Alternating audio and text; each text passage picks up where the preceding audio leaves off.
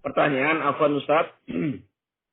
Di sini ada yang tanya, mohon nasihatnya jika ada wanita atau istri yang masih bekerja di luar rumah dengan alasan berbakti kepada orang tuanya karena sudah dikuliahi dan bisa membantu orang tua si wanita tersebut.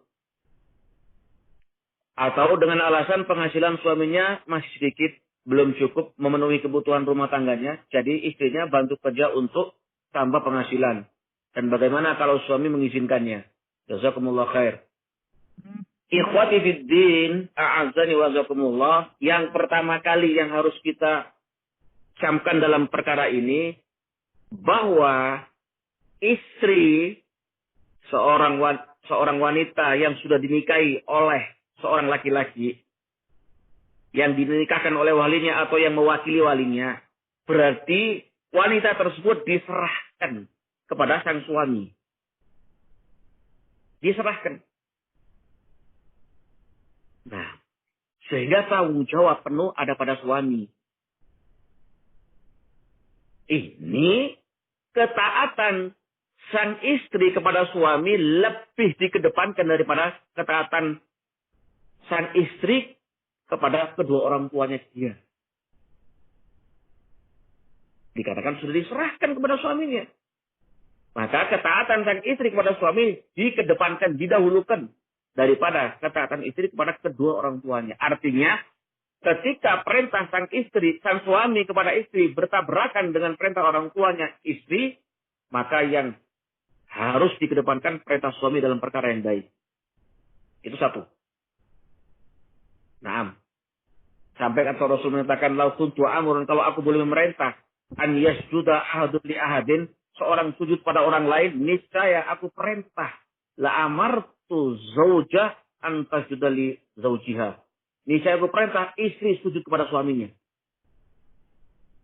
Nah, makanya ini yang pertama. Yang kedua, kewajiban nafkah, kewajiban suami. Ar-rijalu qawwamuna 'alan nisa, kata Allah, bima faddalallahu ba'dahum 'ala ba'd wa bima anfaqu min amwalihim. Dari ayat ini kaitannya dengan soal yang ada ini, kewajiban menafkahi anak dan istri dan anak adalah suami. Ini yang harus kita pegang dulu. Nah, kemudian yang berikutnya dari pertanyaan ini, barakallahu fikum. Naam, ketika sang istri mau membantu untuk mencari maisha, boleh saja. Bukan kewajiban, boleh. Tapi dengan syarat. Pekerjaannya, baik cara maupun keadaannya, tidak melanggar syar'i. Dengan keluar rumah, tabarruj, ikhtilat, dan yang semisalnya. Selama cara membantunya dan semua keadaannya dan kondisinya sang istri itu membantu suaminya mencari rezeki itu halal dan baik dan benar dan tidak melanggar syar'i, boleh. Hukumnya boleh. Tapi ketika keluar rumah, ikhtilat, tabarruj, atau melanggar syar'i yang lain, syariat yang lain dilanggar oleh sang istri, tidak boleh. Dan suami tidak boleh mengizinkan. Dan istri wajib taat kepada suami. Nah, dan suami tidak boleh mengizinkan. Kalau mengizinkan suami, seorang istri bekerja di luar dalam keadaan maksiat kepada Allah tadi, maka suami di samping dia berdosa, dia berta'awun di atas ismi dan dosa. Na'udzubillah min dzalik. Dan dia akan dimintai bertanggungjawab nanti di hadapan Allah Subhanahu wa taala. Oleh karenanya maka ikhwati fiddin, a'azani wa jazakumullah.